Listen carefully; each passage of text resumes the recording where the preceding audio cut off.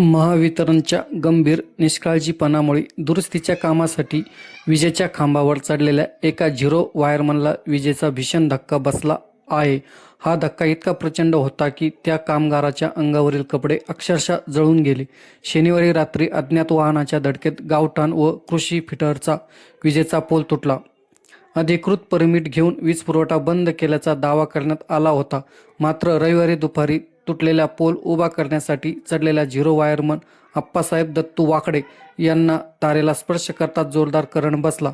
Permit असूनही line सुरू कशी होती? हा सगळा निष्काळजीपणा कोणाचा? घटनास्थळी उपस्थित नागरिकांनी तातडीने धाव घेत आप्पासाहेबांना पोलवरून खाली उतरवले. गंभीर भाजलेल्या अवस्थेत त्यांना आधी लासूर स्टेशन येथील रुग्णालयात, त्यानंतर छत्रपती संभाजीनगर येथे हलवण्यात आले आहे.